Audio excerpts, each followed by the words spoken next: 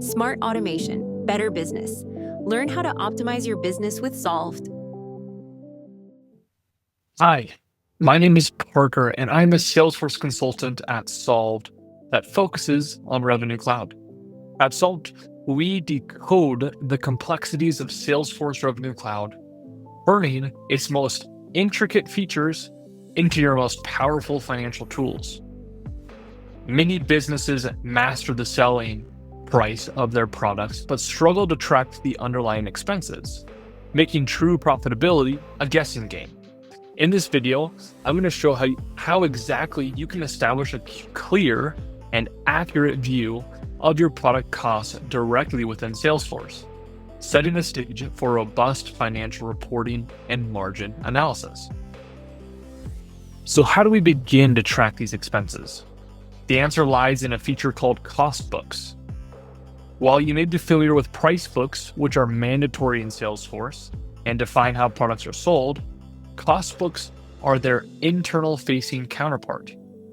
A cost book is a centralized record, essentially a ledger, that tracks all of the expenses associated with creating, manufacturing, or acquiring a product. Think of it as a single source of truth for your cost of goods sold. While a price book holds the list price for your customers, the cost book holds the cost price for your internal accounting. Using them is optional, but it's a highly recommended best practice for any business serious about comprehensive financial tracking and understanding the true profitability of each product you sell. This is an area that's significantly different than the cost record previously set up in Salesforce CPQ. Let's dive in. Setting up your first cost book is straightforward. First, you'll navigate to the price management app within Salesforce. From the navigation menu in this app, select Cost Books. Here, you'll click the New button to create a new record. You'll need to give your cost book a descriptive name, for example, 2025 manufacturing costs.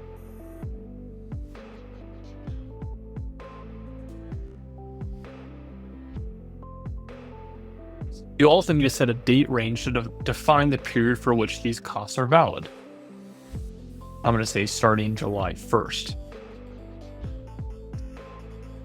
You can also set a specific cost book as the default for your entire organization.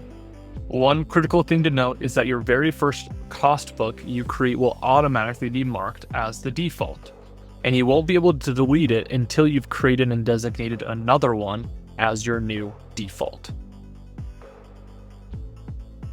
Once you have filled in this information, you can go ahead and click Save. And now you have your first cost book.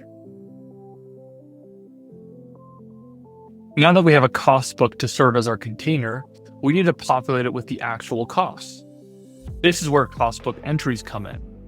A cost book entry represents a specific cost factor tied to a product. It allows you to find granular expenses. For instance, you can track the cost of raw materials, manufacturing overhead, labor, or any other direct cost that contributes to the final product. What's important to understand is that each of these cost factors is stored as a product record in Salesforce.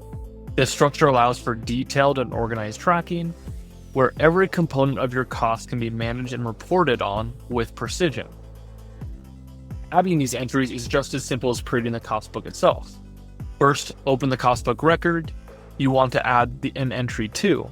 From there, navigate to Related. You'll see a section for cost book entries. Click the New button in the section and select the product this cost is associated with.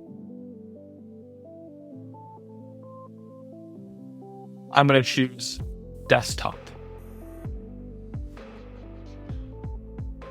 You'll then enter its specific cost. We're going to say 1,000 and provide a description if needed. Once you save this cost, it is officially logged and associated with your product within that specific cost book.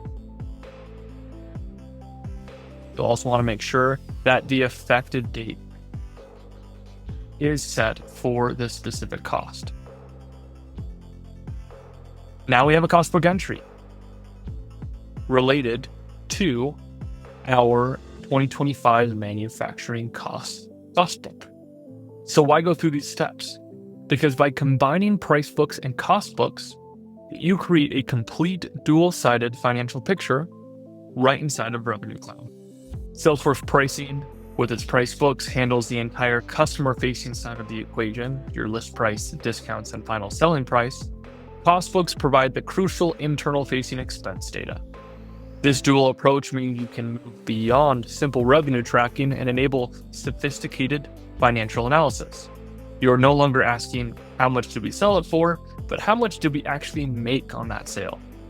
This lays the essential groundwork for making informed decisions on everything from pricing strategies to sales and incentives, ensuring every deal you close is truly profitable. To summarize, we've learned that understanding your product profitability in Salesforce Revenue Cloud starts with tracking your expenses. You can achieve this by creating a cost book to act as a ledger for your internal costs, then populate it with cost book entries, which define each specific cost for each product.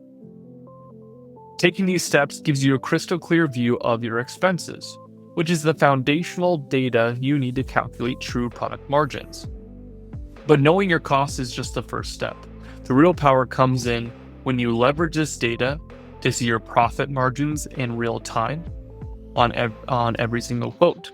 You can also use these costs for specific pricing.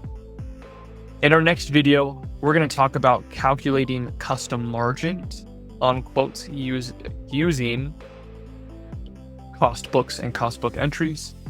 And then in a later video, we'll even dive into how you can use this to add a markup for your final pricing of these products using costs. Be sure to subscribe to our channel so you don't miss anything new as we dive into Revenue Cloud. If you found this video helpful, please like it. And if you have any questions, feel free to add them in the description below, and we will use them to create new content. Thank you. Thank you so much for watching. We can't wait to help you automate your business. Please like, comment, or subscribe for more.